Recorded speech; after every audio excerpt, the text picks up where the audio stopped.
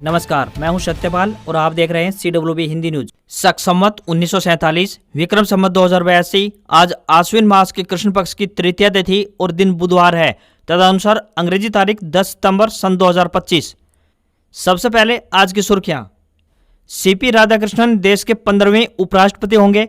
NDA candidate को 452 vote मिले। India के B सुदर्शन रेड्डी को 152 वोट से हराया। हरियाणा में SC और OBC छात्रों को मिलेगी 12,000 रुपए की आर्थिक सहायता। जानिए कैसे करें आवेदन। हरियाणा में खुलेंगे 6,000 नए राशन डिपो। महिलाओं को मिलेगा बड़ा मौका। पंजाब नेशनल बैंक यानी PNB के ग्राहकों के लिए काम की खबर। 1 अक्टूबर से ग्राहकों को देना होगा ये चार्ज। रोहतक शहर से खत्म होगी बिजली कटौती और ओवरलोड की समस्या। आखिरी चरण में पहुंची 86 करोड़ रुपए की योजना। महिंद्रा ने इस गाड़ी पर ऑफर किया शानदार डिस्काउंट। अब 1.5 लाख रुपए सस्ती मिलेगी ये गाड़ी। हरियाणा में श्रमिकों को मिलने वाली कल्याणकारी योजनाओं पर लगी रोक। केसों की समीक्षा के बाद फिर से लिया जाएगा निर्णय। हरियाणा सरकार ने मिड डे मील वर्करों के लिए लिया नया फैसला। बच्चे कम होने पर पास के स्कूल में होंगे समायोजित। हरियाणा में महिला एवं बाल विकास विभाग के बदले भर्ती नियम। हिंदी संस्कृत की गई अनिवार्य। महेंद्रगढ़ रेलवे स्टेशन पर रुकेगी वंदे भारत ट्रेन। अटेली में भी होगा सुपरफास्ट का ठहराव। सांसद धर्मवीर सिंह ने रेल मंत्री से की थी मांग। 22 सितंबर से बिस्कुट, टूथपेस्ट जैसे प्रोडक्ट सस्ते मिल सकेंगे। सरकार ने कंपनियों को पुराने स्टॉक की MRP बदलने की इजाजत दी। iPhone 17 सीरीज लॉन्च हुई। कीमत 82,900 रुपए से शुरू। एप्पल ने सबसे पतला iPhone पेश किया। हार्ट रेट बताने वाला एयरपॉड भी लॉन्च। PM मोदी ने पंजाब को 1600 करोड़ रुपए दिए। आम आदमी पार्टी बोली ये मजाक। जख्मों पर नमक छिड़का तो हिमाचल प्रदेश को 1500 करोड़ रुपए मिलेंगे। नेपाल हिंसा। पूर्व PM की पत्नी को जलाया गया, मौत हुई। PM ओली का इस्तीफा। संसद भवन में घुसे प्रदर्शनकारी। सुरक्षा बलों के हथियार भी लूटे। भारत में बिना रेयर अर्थ वाले इलेक्ट्रिक मोटर का ट्रायल हुआ। चीन पर निर्भरता कम करने की तैयारी। दुनिया भर का 70% रेयर अर्थ मटेरियल चाइना के पास। और एशिया कप में आज भारत का पहला मैच UAE से दुबई में होगा। मैच भारतीय टाइमिंग के हिसाब से रात 8 बजे प्रारंभ होगा। और अब खबरें विस्तार से।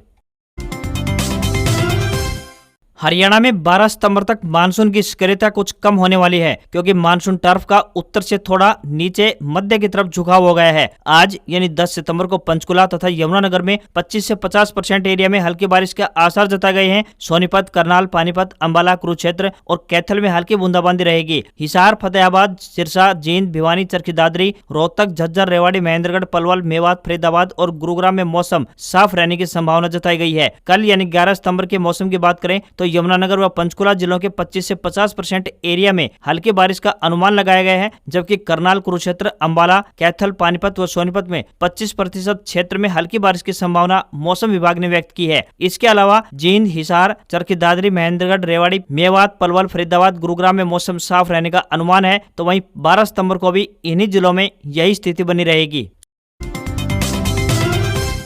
CP राधाकृष्णन भारत के 15वें उपराष्ट्रपति बन गए हैं। उन्होंने 452 वोट प्राप्त किए हैं और विपक्षी उम्मीदवार पूर्व सुप्रीम कोर्ट के न्यायाधीश B सुदर्शन रेड्डी को हराया है। राधाकृष्णन ने 152 वोटों के अंतर से जीत दर्ज की। वर्तमान में महाराष्ट्र के राज्यपाल रहे। 67 वर्षीय राधाकृष्णन का राजनीतिक सफर 1998 में कोयम्बटूर से लोकसभा सांसद चुने जाने से शुरू हुआ था। वे 17 वर्ष की आयु से राष्ट्रीय स्वयंसेवक संघ यानी RSS से जुड़े हुए हैं। उन्होंने झारखंड और महाराष्ट्र के राज्यपाल के रूप में भी कार्य किया है और BJP के राष्ट्रीय कार्यकारी सदस्य भी रह चुके हैं। CP राधाकृष्णन को तमिलनाडु के मोदी के नाम से भी जाना जाता है। धनखड़ ने 21 जुलाई को खराब सेहत का हवाला देकर उपराष्ट्रपति पद से अचानक से इस्तीफा दे दिया था। उनका कार्यकाल 10 अगस्त 2027 तक का था। विपक्ष के उपराष्ट्रपति पद के उम्मीदवार सुदर्शन रेड्डी ने हार के बाद लिखा, आज सांसदों ने भारत के उपराष्ट्रपति पद के लिए हुए चुनाव में अपना फैसला सुना दिया है। मैं लोकतांत्रिक प्रक्रियाओं में अटूट विश्वास के साथ इस परिणाम को विनम्रता पूर्वक स्वीकार करता हूँ। नवनिर्वाचित उपराष्ट्रपति CP राधाकृष्णन को उनके कार्यकाल की शुरुआत के लिए शुभकामनाएं।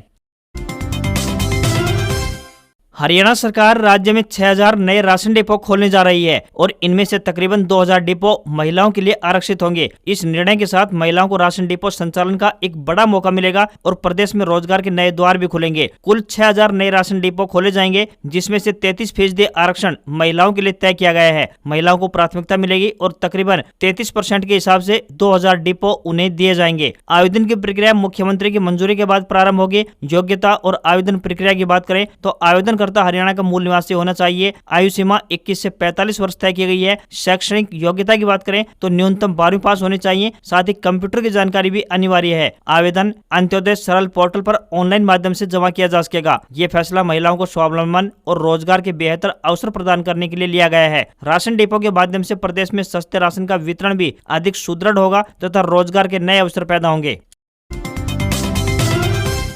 हरियाणा सरकार ने घोषणा की है कि राज्य में जल्द ही 10 नए औद्योगिक शहर विकसित किए जाएंगे, जिससे कि युवाओं के लिए रोजगार के अवसरों का पिटारा खुलेगा और आर्थिक विकास में तेजी आएगी। मुख्यमंत्री नायब सिंह सैनी ने साल 2025-26 के बजट में IMT खरखोदा की तर्ज पर 10 नए औद्योगिक मॉडल टाउनशिप यानी IMT विकसित करने की घोषणा की है। इनमें से 9 शहरों के स्थान तय हो चुके हैं। अम्बाला, नारायणगढ़, पलवल, जींद, रेवाड़ी, राई, सोहना, बावल और खरखोदा में नए या फिर विस्तार किए गए औद्योगिक क्षेत्र बनेंगे। किसानों ने लगभग 30,000 एकड़ भूमि औद्योगिक शहरों के लिए सरकार को बेचने का प्रस्ताव दिया है, जिसे सरकार ई भूमि पोर्टल के माध्यम से प्रोसेस कर रही है। इन नई औद्योगिक शहरों के माध्यम से सरकार का लक्ष्य है कि अगले कुछ वर्षों में लगभग 5 लाख युवाओं को रोजगार मिल सके। बड़े IT park, electric vehicle park और अन्य नए प्रोजेक्ट्स की स्थापना से स्थानीय स्तर पर युवाओं को नौकरी व व्यवसाय के अनेक विकल्प मिलेंगे। सरकार ने स्थानीय युवाओं के लिए रोजगार प्राथमिकता देने की नीति बनाई है तथा ग्रीन जॉब्स, IT जॉब्स और स्किल डेवलपमेंट पर विशेष ध्यान दिया जाएगा। हरियाणा में अगले कुछ वर्षों में 10 नए औद्योगिक शहरों के विकास के लाखों युवाओं को नई नौकरियां और रोजगार के विविध अवसर मिलने की उम्मीद है।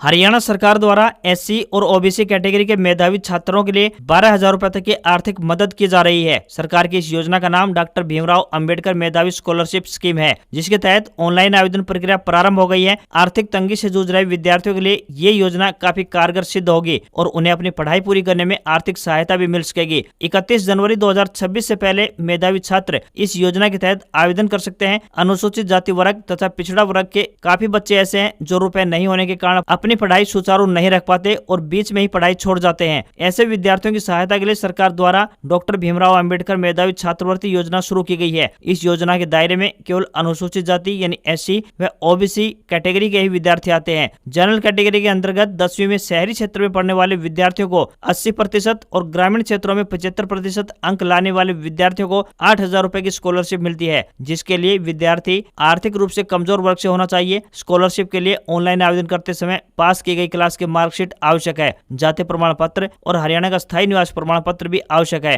फैमिली ID, बैंक खाता, आधार कार्ड और इनकम सर्टिफिकेट जमा करवाना अनिवार्य है। स्कॉलरशिप के लिए जो भी विद्यार्थी ऑनलाइन आवेदन करना चाहते हैं, उसे 31 जनवरी 2026 से पहले सरलहरियाणा.gov.in पोर्टल पर जाकर आवेदन करना होगा।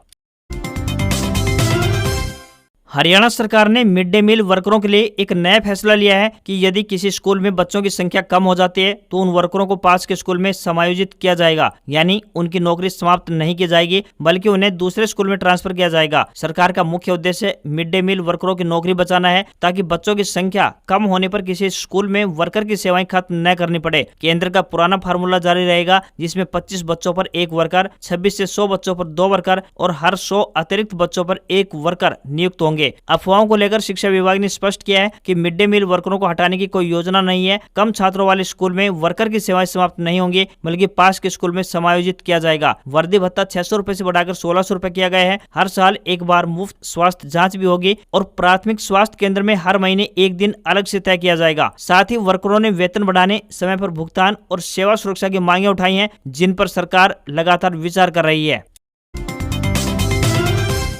हरियाणा सरकार ने महिला एवं बाल विकास विभाग यानी WCD में भर्ती नियमों में बदलाव करते हुए हिंदी या संस्कृत विषय को अनिवार्य कर दिया है। अब सभी ग्रुप B पदों पर भर्ती के लिए आवेदक के पास मैट्रिक या उच्च शिक्षा स्तर पर हिंदी या संस्कृत विषय होना जरूरी होगा। ग्रुप B पदों जैसे उप निदेशक, जिला कार्यक्रम अधिकारी, परियोजना अधिकारी, प्रबंधक आदि के लिए हिंदी या संस्कृत विषय अब अनिवार्य किया गया है। उप निदेशक पद पर सीधी भर्ती के लिए पहले UGC नेट अनिवार्य थी, लेकिन अब वह योग्यता हटा दी गई है। बाल विकास परियोजना अधिकारी महिला और कार्यक्रम अधिकारी महिला जैसे कई पदों के नाम बदलकर महिला एवं बाल विकास परियोजना अधिकारी महिला और जिला कार्यक्रम अधिकारी महिला कर दिए गए हैं। जिला कार्यक्रम अधिकारी महिला 75% पद प्रमोशन और 25% पद सीधी भर्ती से भरे जाएंगे। वहीं परियोजना अधिकारी व न्यूट्रिशनिस्ट महिला 50% पद प्रमोशन से व 50% पद सीधी भर्ती से होंगे। संबंधित पदों के लिए संबंधित विषय में मास्टर डिग्री जैसे psychology, food technology, child development या होम साइंस आवश्यक होगा। इसके साथ ही हिंदी या संस्कृत विषय मैट्रिक स्तर पर यानी 10वीं तक या उच्च स्तर पर अनिवार्य होना चाहिए। हरियाणा भवन निर्माण एवं कामगार वर्कर्स वेलफेयर बोर्ड की योजनाओं से संबंधित श्रमिकों को मिलने वाली लाभ की योजनाओं को होल्ड किया गया है। इन योजनाओं में खामियां मिली थी, जिसके बाद इनकी जांच शुरू हो गई है। श्रम विभाग द्वारा सिर्फ 2 योजनाओं को खोला गया है। ये योजना श्रमिकों की दुर्घटनाओं में मौत व दिव्यांग होने से जुड़ी है। बाकी योजनाओं में जाँच पूरी होने तक किसी को लाभ नहीं मिलेगा। मामलों की जाँच सभी जिलों के डीसी को सौंपी गई है। डीसी इन जाँच को पूरी कर विभाग को सौंपेंगे। इसके बाद विभाग इन पर कार्रवाई करेगा। तब तक आवेदकों को योजनाओं को लाभ नहीं मिलेगा। राज्य में लाखों श्रमिक हैं, जिसके लिए श्रम विभाग वेलफेयर बोर्ड की कई योजनाएं संचालित करता है। जैसे श्रमिकों के लड़कों, अविवाहित श्रमिकों की शादी पर शगुन दिया जाता है। बच्चों के लिए कक्षा 1 से 12वीं तक पढ़ाई जारी रखने के लिए स्कूल वर्दी, किताबें व कॉपियां खरीदने को वित्तीय सहायता भी दी जाती है। बच्चों को छात्रवृत्ति देने का प्रावधान है। अंशदाता श्रमिकों द्वारा नई साइकिल खरीदने, चश्मे लेने के लिए भी सहायता दी जाती है। ऐसी 20 से अधिक योजनाएं चल रही हैं। बोर्ड के ज्वाइंट सेक्रेटरी अजमेर सिंह का कहना है कि अभी डीसी मामलों की जांच कर रहे हैं। ऐसे में सभी 20 योजनाओं को फिलहाल रोक दिया गया है, लेकिन 2 योजनाओं को इसमें छोड़ा गया है। हरियाणा के सिरसा में कांग्रेस को बड़ा झटका लगा है। सिरसा से पूर्व सांसद रहे चरणजीत सिंह रोडी मंगलवार को कांग्रेस छोड़कर भाजपा में शामिल हो गए हैं। हरियाणा भाजपा प्रदेश अध्यक्ष मोहनलाल बडोली ने चंडीगढ़ में उन्हें भाजपा में शामिल किया। चरणजीत सिंह का यह कदम कांग्रेस के साथ साथ सांसद कुमारी शैलजा गुट के लिए भी बड़ा झटका माना जा रहा है। रोडी को शैलजा का करीबी माना जाता था। शैलजा ने ही रोडी को कांग्रेस पार्टी ज्वाइन करवाई थी। वे अक्सर शैलजा के साथ विभिन्न कार्यक्रमों में दिखाई देते थे। उधर भाजपा लगातार सिरसा में पांव जमाने की कोशिश कर रही है। विधानसभा चुनाव में सिरसा जिले की किसी भी सीट पर भाजपा को जीत नहीं मिली थी। इसके बाद से भाजपा ने यहां पर फोकस बढ़ाया है। पूर्व सांसद को पार्टी ज्वाइन कराना इसी रणनीति का हिस्सा माना जा रहा है। वहीं भाजपा ज्वाइन करने के बाद पूर्व सांसद चरणजीत सिंह रोडी ने कहा, सब जानते हैं कांग्रेस में घमासान चल रहा है और यह रुकने वाला नहीं है। उनके कार्यकर्ता कहते थे कि लोगों के काम तो करवाओ, लेकिन यहाँ तो बीजेपी की सरकार है, कैसे होंगे। समर्थकों के कहने पर ही भाजपा में आया हूँ। इससे कार्यकर्ताओं को भी फायदा मिल पाएगा। हरियाणा के रोहतक शहर की जनता के लिए अच्छी खबर सामने आ रही है। यहाँ त्योहारी सीजन पर बिजली उपभोक्ताओं को बिना कटौती के बिजली आपूर्ति सुनिश्चित करने के उद्देश्य से शुरू की गई पुनर्गठित वितरण क्षेत्र योजना अब अपने अंतिम चरण में पहुंच गई है। पावर डिस्ट्रीब्यूशन कंपनी की ओर से शुरू की गई इस महत्वाकांक्षी योजना का लगभग 90% काम पूरा हो चुका है और इस पर तकरीबन 86 करोड़ रुपए खर्च हो रहे हैं। अधिकारियों ने बताया कि बचे हुए कार्य को लगभग 2 महीने में पूरा कर लिया जाएगा। इस योजना के पूर्ण होने पर उपभोक्ताओं को लंबी बिजली कटौती और ओवरलोड की समस्या से छुटकारा मिल पाएगा। उन्होंने बताया कि इस योजना का मकसद केवल तत्काल सुविधा को नहीं, बल्कि बिजली की जरूरतों को देखते हुए निरंतर बिजली आपूर्ति सुनिश्चित बनाने की दिशा में विश्वसनीय कदम है, जिससे कि बिजली उपभोक्ताओं को हाई वोल्टेज, लोड शेडिंग और बार बार होने वाली कटौती जैसी समस्याओं से बड़े स्तर पर राहत पहुंचेगी। ओवरलोड और ट्रिपिंग जैसी समस्याओं का स्थायी तौर पर हल करने के लिए 71 फीडरों पर अपग्रेडेशन का काम किया जा रहा है। शहर में पुराने और जर्जर तारों को हटाकर उच्च क्षमता वाली नई केबल डाली जा रही है। कई इलाकों में ट्रांसफार्मरों की क्षमता बढ़ाई गई है। कई जगहों पर ट्रांसफार्मरों को अपग्रेड किया गया है, तो कई जगहों पर बिजली के तारों की मरम्मत की गई है और पेड़ों की टहनियों की कटाई की गई है, ताकि भविष्य में तार टूटने या फिर दुर्घटना का खतरा न रहे। पंजाब नेशनल बैंक यानी पीएनबी के ग्राहकों के लिए काम की खबर है। पीएनबी ने अपने कुछ सर्विस चार्ज में बदलाव करते हुए इसे 250 रुपए से 300 रुपए तक बढ़ा दिया है। 1 अक्टूबर से ग्राहकों को बढ़ा हुआ चार्ज देना होगा। बता दें कि पीएनबी द्वारा लॉकर, स्टैंडिंग इंस्ट्रक्शन फेल होने, स्टॉप पेमेंट इंस्ट्रक्शन और नॉमिनेशन चार्ज में बदलाव किया गया है। दरअसल जो भी ग्राहक पीएनबी से लॉकर का प्रयोग करते हैं और बैंक की सर्विस प्रयोग करते हैं, तो उन्हें इसका चार्ज देना होगा। अब बैंक द्वारा लॉकर साइज और ब्रांच लोकेशन के आधार पर किराया बढ़ा दिया गया है। पीएनबी के लॉकर की वन टाइम रजिस्ट्रेशन फीस भी बढ़ा दी गई है। पहले ग्रामीण क्षेत्र की बैंक के लॉकर में 200 रुपए और अर्बन तथा मेट्रो सिटी में 500 रुपए लगते थे, लेकिन अब ग्रामीण और सेमी अर्बन एरिया में तो 200 रुपए लगेगा। अर्बन और मेट्रो सिटी में 500 रुपए से 1000 रुपए तक किया गया है। स्टॉप पेमेंट इंस्ट्रक्शन के चार्ज में भी बदलाव किया गया है, जिसके तहत पहले एक चेक के लिए 100 रुपए और 3 या उससे ज्यादा चेक के लिए 300 रुपए लगते थे, लेकिन 1 अक्टूबर के बाद 3 या इससे ज्यादा चेक के लिए 500 रुपए शुल्क निर्धारित कर दिया गया है। स्टैंडिंग इंस्ट्रक्शन यानी एसआई फेल होने की स्थिति में लगने वाले चार्ज में भी फेरबदल किया गया है। पहले हर फेल ट्रांजैक्शन पर 100 रुपए चार्ज लगता था, लेकिन अब फ्लैट फीस 100 रुपए प्रति माह लगेगी, चाहे एक बार ट्रांजैक्शन फेल हो या फिर 3 बार। National Institute of Technical Teachers Training and Research Chandigarh द्वारा एक अधिसूचना जारी की गई है। इसके अनुसार अनेक पदों पर भर्तियां होने जा रही हैं। जो भी उम्मीदवार इन पदों के लिए इच्छुक हैं वह अपने आवेदन ऑनलाइन माध्यम से अप्लाई कर सकते हैं। इन पदों के लिए उम्मीदवारों को ऑनलाइन आवेदन भेजने होंगे। सीनियर एडमिन ऑफिसर के लिए उम्मीदवार पोस्ट ग्रेजुएट होने चाहिए। वहीं एएसओ के लिए आवेदक स्नातक पास होने जरूरी है। स्टेनो ग्रेड 2 के लिए आवेदक स्टेनो के साथ साथ 12वीं पास होनी चाहिए। वहीं पीए के लिए आवेदक स्टेनो के साथ ग्रेजुएट होने चाहिए। जेएसए क्लर्क के लिए आवेदक 12वीं पास होनी चाहिए तथा उन्हें टाइपिंग आनी चाहिए। वहीं एमटीएस के पदों के लिए आवेदक 10वीं पास होने चाहिए। जनरल, ओबीसी और ईडब्ल्यूएस पुरुष उम्मीदवारों को 750 रुपए फीस देनी होगी। तो वहीं दिव्यांग, एससी, एसटी व महिला वर्ग के उम्मीदवारों को कोई भी आवेदन शुल्क नहीं देना है। उम्मीदवारों से विनम्र निवेदन है कि भर्ती के लिए आवेदन करने से पहले आधिकारिक विज्ञापन जरूर देख लें।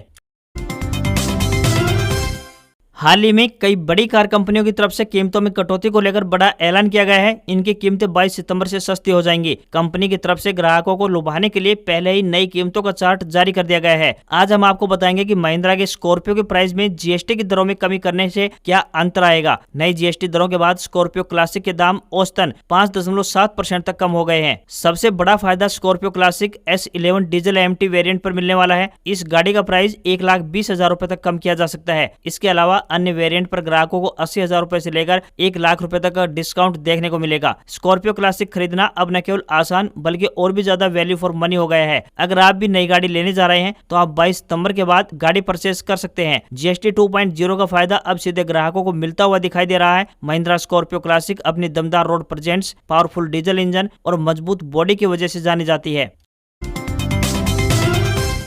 एप्पल ने अपने सालाना इवेंट आउट ड्रॉपिंग में अपना सबसे पतला आईफोन लॉन्च कर दिया है। आईफोन एयर 5.6 mm पतला है। इवेंट में आईफोन 17, आईफोन 17 प्रो और आईफोन 17 प्रो मैक्स भी लॉन्च कर दिया गया है, जिसकी शुरुआती कीमत 82,900 रुपए रखी गई है। इसके अलावा एयरपॉड 3 प्रो पेश किया गया है, जिसमें रियल टाइम ट्रांसलेशन फीचर मिलेगा। ये हार्ट रेट सेंसर वाला पहला वायरलेस ईयरबड भी है, जिसमें दुनिया का सबसे बेहतरीन इन ईयर एक्टिव नॉइस कैंसिलेशन मिलेगा, जिसकी कीमत 25,900 रुपए रखी गई है। एप्पल वॉच लाइनअप में वॉच SE3, वॉच सीरीज 11 और वॉच अल्ट्रा 3 भी लॉन्च की गई है। इनकी शुरुआती कीमत क्रमशः 25,900, 46,900 और 89,900 रुपए है। सभी डिवाइसेस अपडेटेड ऑपरेटिंग सिस्टम 26 के साथ आएंगे। 12 सितंबर से आप आईफोन 17 के सभी वर्जन को प्री ऑर्डर कर सकते हैं, तो वहीं शिपिंग 19 सितंबर से प्रारंभ होगी। आईफोन 17 सीरीज की भारत में शुरुआती कीमत की बात करें तो आईफोन 17 सीरीज 82,900 रुपए रखी गई है। आईफोन 17 एयर 1,19,900 रुपए, आईफोन 17 प्रो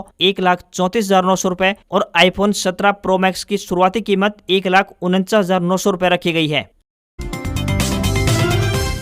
हफ्ते के दूसरे कारोबारी दिन सेंसेक्स 314 अंक चढ़कर 81,101 के स्तर पर बंद हुआ। निफ्टी में भी 95 अंक की बढ़त देखने को मिली और ये 24,869 के स्तर पर क्लोज हुआ। सेंसेक्स के 30 में से 20 शेयरों में तेजी और 10 में गिरावट देखने को मिली। इन्फोसिस का शेयर 5% चढ़कर बंद हुआ। Adani ports, tech Mahindra, HCL tech और TCS के शेयरों में 1 से 3% तक की तेजी रही। ट्रेंट और जोमेटो के शेयर 1.5% नीचे बंद हुए। निफ्टी के 50 में से 33 शेयरों में तेजी और 17 में गिरावट देखने को मिली। NSE का IT इंडेक्स वे 2.76% ऊपर चढ़कर बंद हुआ। मेटल, फार्मा और हेल्थ केयर भी तेजी रही। ऑटो, बैंकिंग और रियल्टी गिरकर बंद हुए। सोना 1438 रुपए बढ़कर 1,09,475 रुपए प्रति 10 ग्राम के स्तर पर पहुंच गया है, तो वहीं चांदी 357 रुपए बढ़कर 1,24,770 रुपए प्रति किलोग्राम पहुंच गई है। दिल्ली में 24 कैरेट सोने की कीमत 1,10,440 रुपए और 22 कैरेट सोने की कीमत 1,01,250 रुपए प्रति 10 ग्राम के स्तर पर पहुंच गई है। आज खबरों बस इतना ही। देखते रहिए आपका अपना हरियाणा का सबसे बेहतरीन news channel CWB Hindi news. नमस्कार। इसी आशा के साथ